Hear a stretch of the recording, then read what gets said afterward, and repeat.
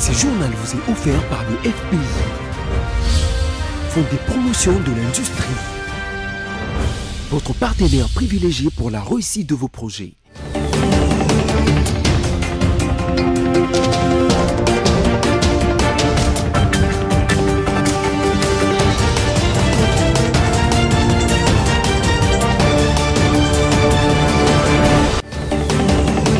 Mesdames et messieurs, bonsoir et bienvenue dans ce journal. Au sommaire, clôture de la tripartite RDC-Rwanda-Angola à Luanda. L'opinion congolaise n'est pas restée indifférente sur les conclusions de cette rencontre. Elle est partagée entre scepticisme et espoir.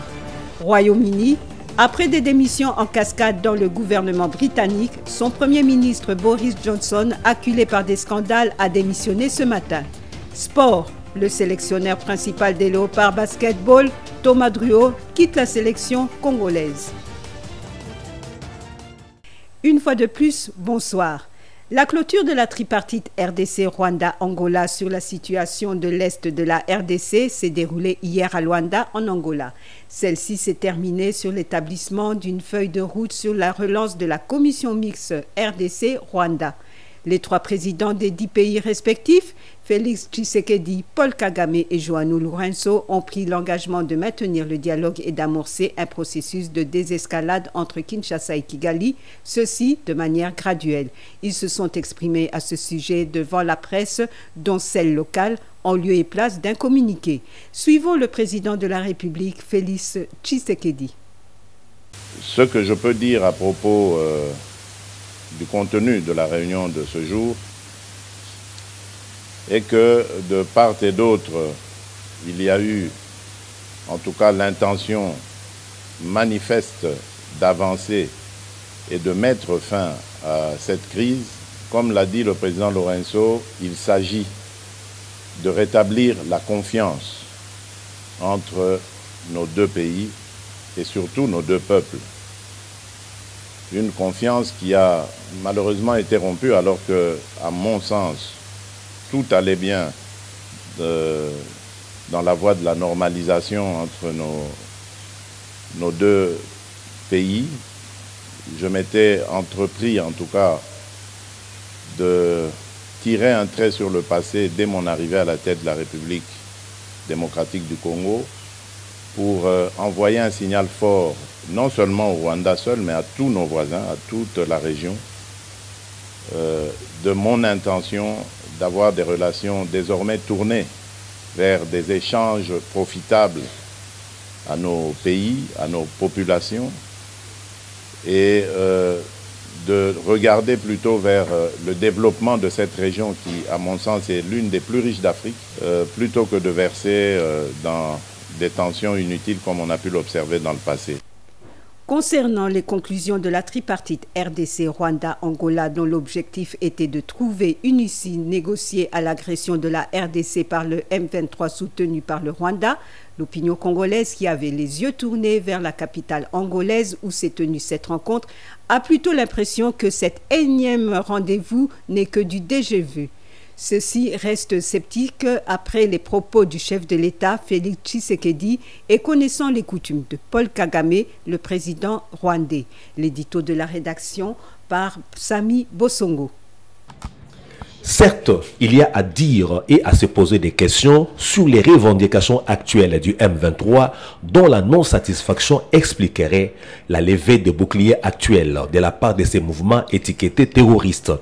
Mais là où les zones d'ombre intriguent les consciences congolaises, c'est quand le Rwanda envoie les éléments de son armée appuyer les éléments du M23 et qu'il soulève la question des FDLR pour justifier l'implication rwandaise aux côtés du M23 au point que Kigali et Kinshasa doivent s'asseoir autour de la table des négociations. Des négociations entre le Rwanda et la RDC, il y en a eu à foison sur cette question avant la récente tripartite Angola-Rwanda-RDC qui n'a rien produit pour les Congolais pratiques. Elles n'ont jamais apporté une paix durable à la RDC. La tripartite de Luanda, du reste du déjà vu et entendu, en quoi va-t-elle se démarquer des négociations antérieures pour cristalliser une paix durable à la RDC? Il faut du côté congolais s'efforcer de priver la partie rwandaise des alibis pour s'attaquer via une force négative à la RDC. Même s'il est connu que le Rwanda se montre fécond en fait d'imagination des prétextes et des stratégies de camouflage pour investir manu militari la RDC. Sans perdre de vue les velléités expansionnistes du Rwanda et sa constance à piller les richesses de la RDC, il faut un effort national en termes de politique à utiliser et d'accroissement de la puissance de feu des FARDC pour juguler la désinvolture rwandaise à créer des pépins sécuritaires au pays de Lumumba et à lui piller ses richesses sous l'inertie paradoxale et complice de la communauté internationale. La tripartite de mercredi dernier ayant réuni Paul Kagame, João Lourenço et Félix Tshisekedi fait couler encre et salive en RDC. Parmi ceux qui sont opposés à sa tenue figure l'analyste politique Pius Romain Roland. Suivez son analyse au micro de Samy Bosongo. Je me dis qu'elle n'avait pas sa raison d'être. D'autant plus qu'il faut d'abord circonscrire le cadre.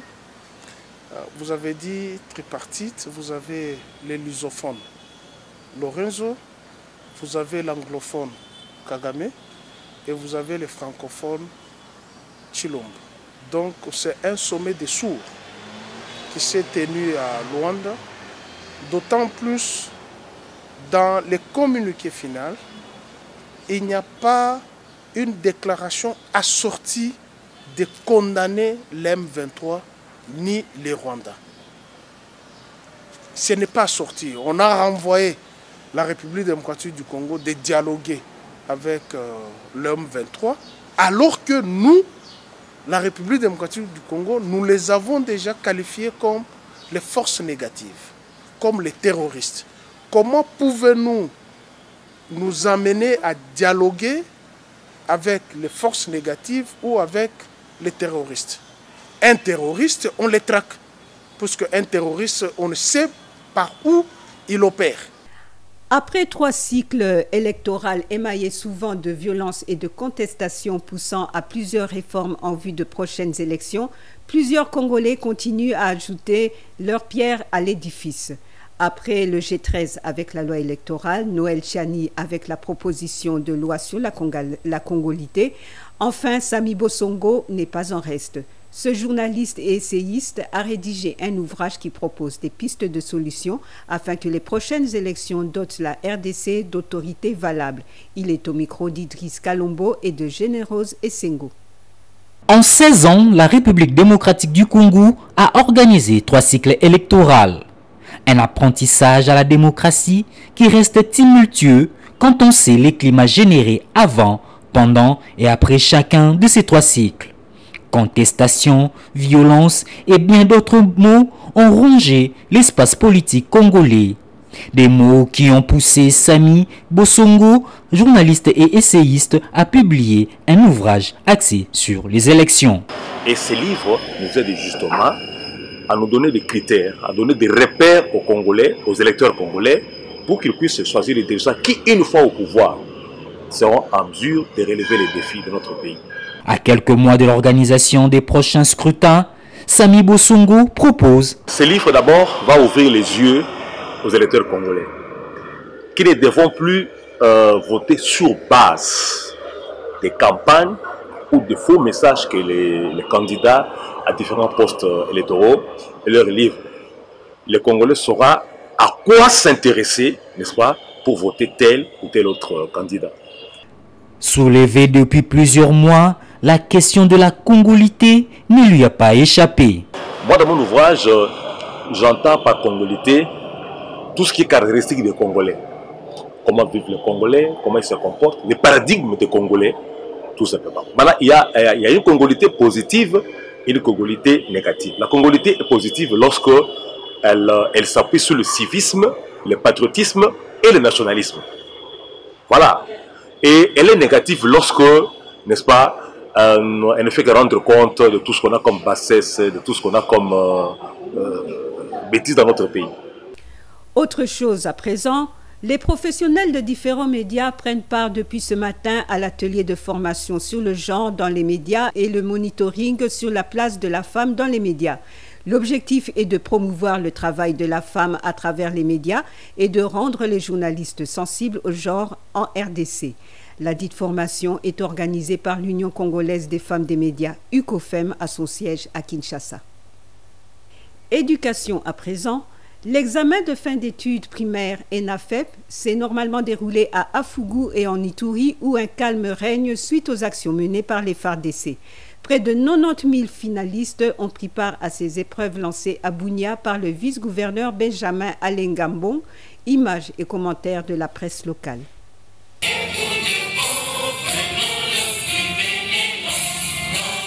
Morale au zénith, près de 90 000 finalistes du primaire, dont 43 filles, prennent part à l'examen national de fin d'études primaires en Ituri. Lancé par le vice-gouverneur policier, ces épreuves se passent en toute quiétude sur l'ensemble de la province, même en territoire de Djougou et Irumu, où le calme règne suite aux actions menées par l'administration militaire, témoigne Réma Tchenji, chef de la sous-division urbaine à Bunia. Nous exprimons notre profonde gratitude et notre soutien au gouverneur militaire de la province ainsi qu'à toute son équipe, tant politique et militaire, aux forces armées de la République démocratique du Congo pour un Congo toujours debout et fort, solidaire, uni et prospère.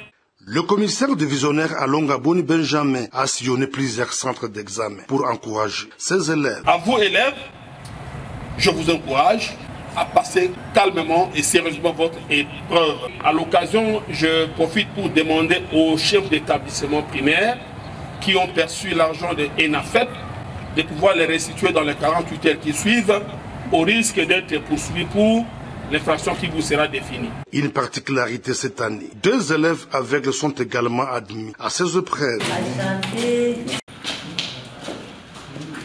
Grâce à la gratuité décrétée par le chef de l'État, Félix Antoine Tshisekedi Tshilombo, l'Ituri a enregistré un surplus d'au moins 20 000 élèves, contrairement à l'année antérieure. 352 centres sont opérationnels, dont un en Ouganda. Comme vous le savez, les grandes vacances ont déjà débuté pour les enfants qui, de ce fait, sont à la maison pour la plupart sans aucune distraction. Or, l'activité physique est une activité qui associe l'utile, car thérapeutique, et ludique vu son aspect du jeu. C'est ainsi une activité qui peut garder les enfants en forme durant la longue pause scolaire. Serge Kasamoto, réparateur physique, invite à sa pratique de manière régulière. Un papier de notre stagiaire Ornella Ngomba. Pour les élèves de la capitale qui sont déjà en vacances, alors que la saison sèche bat son plein, l'invitation leur est lancée pour garder leur corps en forme. Serge Kasamoto, préparateur physique, donne son conseil à ses propos.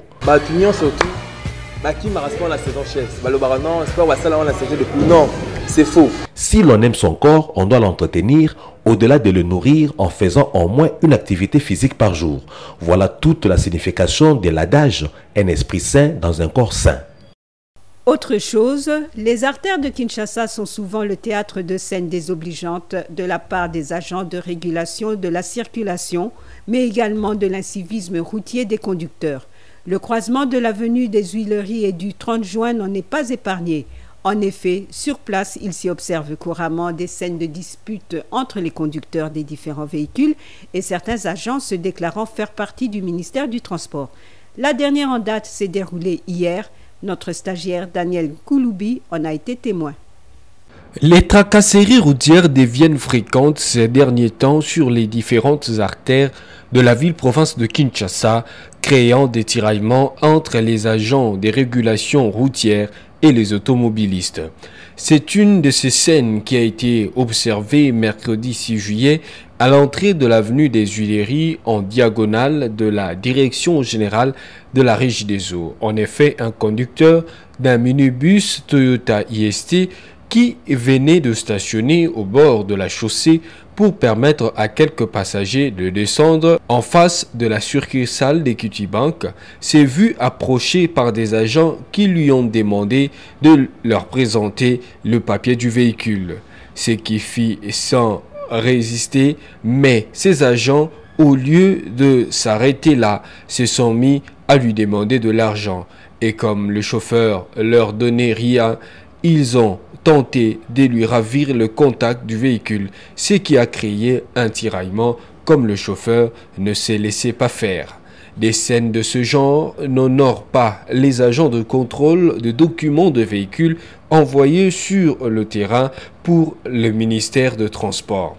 Le contrôle devait s'effectuer avec manière, dans le respect de textes, et n'est pas débouché sur des exactions et extorsions d'argent. En international, rendons-nous au Burkina Faso, où, profitant de l'initiative de la junte au pouvoir, l'ex-président burkinabé Blaise Compaoré foulera le sol de son pays dans peu de jours. Un retour très attendu depuis son exil en Côte d'Ivoire suite à sa fuite en 2014. Alors que ses partisans souhaitent lui réserver un accueil digne de son nom, d'autres par contre, notamment les avocats du dossier Thomas Sankara dans lequel ce dernier a écopé de la perpétuité, jurent que c'est là l'occasion de le déférer devant la justice. Pour ceci, la loi doit être appliquée. Londres, en Grande-Bretagne, après une cinquantaine de démissions en cascade au sein du gouvernement britannique, notamment des ministres, des secrétaires et sous-secrétaires d'État ainsi que des conseillers, le Premier ministre Boris Johnson a annoncé sa démission ce matin de son poste au Royaume-Uni. Déjà acculé par différents scandales dont celle de la Partygate et de l'affaire Pincher, un nouveau mensonge de lui couvrant une affaire d'attouchement sexuel de la part d'un parlementaire est venu ébranler tout son gouvernement. Le processus de sa succession sera enclenché à partir de la semaine prochaine. Sport. Si le départ d'Hector Cooper de la tête des Léopards Football de la RDC a été précipité pour faute de résultats, c'est plutôt le contraire qui sonne le départ du sélectionneur principal des Léopards Basketball, Thomas Druot. Le technicien français quitte la sélection congolaise 5 mois seulement après son arrivée, car n'ayant pas de contrat signé entre lui et l'État congolais, une perte énorme vu son bilan en si peu de temps. Idriss Kalombo pour les détails. 24 heures après la résiliation du contrat d'Hector Cooper à la tête des Léopards A Football de la RDC pour insuffisance de résultats, c'est le tour de Thomas Druot, sélectionneur principal des Léopards Senior Basketball. Un départ précipité par son club de Tours en France, car l'entraîneur français n'avait aucun contrat signé avec l'État congolais qui n'avait pas disponibilisé les moyens à la Fédération congolaise de basketball quant à ceux. La raison, elle est tellement simple, c'est qu'aujourd'hui, vous savez que la Fédération de basketball n'a pas le pouvoir d'engager des sélectionneurs sous forme de contrat. Donc, en général, nous prenons des coachs et assistants coachs par rapport aux fenêtres, dont nous proposons plus ou moins les frais de mission que le gouvernement nous propose. Alors, vu ce fait-là, vous avez directement le sélectionneur qui est totalement dépendant de son club, qui est son employeur exactement, avec qui il a signé un contrat. Et notre sélectionneur Thomas Druot a signé un nouveau contrat avec l'équipe de Tours. Ce dernier n'a pas autorisé le sélectionneur à participer avec nous pour la fenêtre du mois d'août, car ils seront déjà en pré-saison pour préparer la saison qui reprendra pour 2022-2023. Exactement. Pour le moment, c'est le seul. Tout le reste ont confirmé leur présence pour la suite des événements. Donc la fédération aura un travail de trouver un nouveau sélectionneur pour la fenêtre du mois d'août. Il s'est de signaler que Thomas Druot est arrivé au mois de février lors de la première fenêtre du premier tour des éliminatoires du mondial de basketball en 2023. Après 4 victoires sur 6 matchs dans les 2 fenêtres du premier tour et qualifiant ainsi les Léopards pour le second tour. Une seconde fenêtre du deuxième tour qui s'ouvrira au mois d'août sans Thomas Druot, le fauve congolais devront se défaire de la Tunisie, du Soudan du Sud et du Cameroun pour espérer à une première qualification en Coupe du Monde de la spécialité qui se déroulera du 23 août au 10 septembre 2023 sur 3 territoires, l'Indonésie, le Japon ainsi que les Philippines. Sous les auspices du Comité olympique congolais, un séminaire de renforcement de capacité des cadres techniques de la Fédération congolaise de taekwondo dans le but de mettre à la disposition de ses techniciens et coachs de nouvelles réglementations en vigueur à la Fédération internationale a été organisé. Idriss Kalombo, une fois de plus, pour les détails. La Fédération congolaise de taekwondo a ouvert cette semaine un séminaire de renforcement des capacités pour les coachs de cette discipline. Plusieurs thématiques sont prévues au cours de ces séminaires, dont le doping, les nouvelles technologies, ainsi que le règlement du taekwondo. Mais avec quel but? Maître Alain Badiachile, président de la Fédération congolaise de taekwondo, répond. Le but que nous recherchons, c'est d'abord, comme je viens de le dire, le renforcement des capacités de nos cadres techniques et la maîtrise par les athlètes, les compétiteurs, les athlètes de haut niveau, la maîtrise de cette réglementation-là pour leur permettre d'être à l'aise au niveau de compétition internationale. Expert de la Fédération internationale de taekwondo et coach de niveau 4, Eddie Mayamba est l'instructeur principal de ces assises. C'est des connaissances vraiment sur des matières théoriques et générales qui sont les prérequis de ce qu'on fait dans la salle, les préacquis. Donc ce que le coach doit avoir, ce que le coach doit savoir pour qu'il se désigne ou qu'il soit vraiment qualifié de coach et savoir entraîner les enfants. Aujourd'hui on a dit comment il faut préparer un athlète, mais après il faut vivre la séquence ou la scène de l'athlète sur les tatamis pendant la compétition et connaître les règles du jeu, les règles de combat. Notons que le séminaire ira du 4 juillet au 18 juillet 2022 et sera sanctionné par une évaluation et une remise de brevet. Lisons maintenant ensemble les journaux avec Sami Bossongo.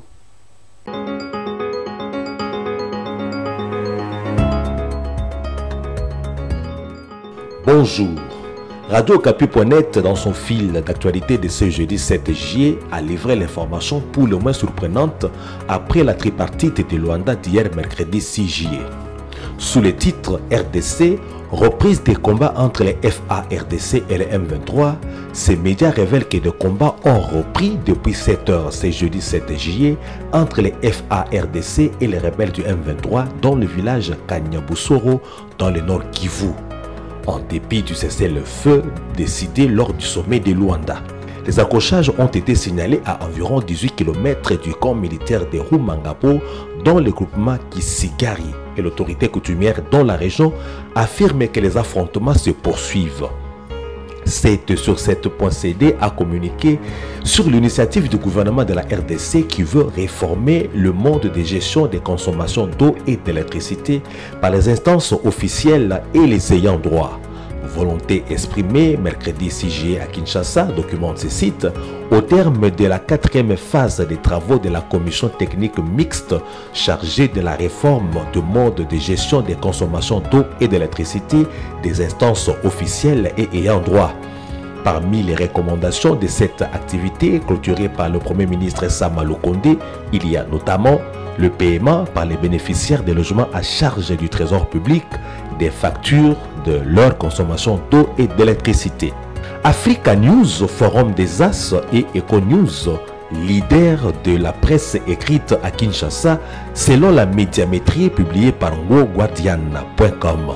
Ces médias écrit à ce sujet que c'est l'Institut de sondage Les Points qui a à peine, par rapport à 14h ce jeudi 7 juillet, publié la première partie de sa médiamétrie de la presse dans la ville de Kinshasa et que, selon les rapports, 3 journaux émergent dans le très difficile secteur de la presse écrite. Le tri-hebdomadaire Africa News caracole en tête des préférences des lecteurs quinois avec 21%. Il est suivi par le quotidien Forum des As 17%, qui est talonné de très près par Econews 15%. C'est tout pour la revue de presse de ce jeudi 7 juillet. Merci mesdames, mesdemoiselles et messieurs d'avoir appris d'elle.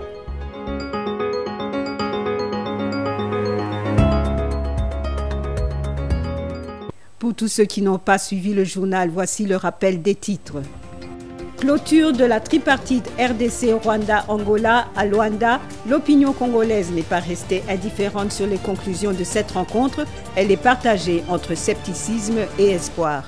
Royaume-Uni, après des démissions en cascade dans le gouvernement britannique, son premier ministre Boris Johnson, acculé par des scandales, a démissionné ce matin. Sport, le sélectionneur principal des Léopards Basketball, Thomas Druot, quitte la sélection congolaise. Merci de nous avoir suivis. À demain pour notre prochaine édition. Portez-vous bien.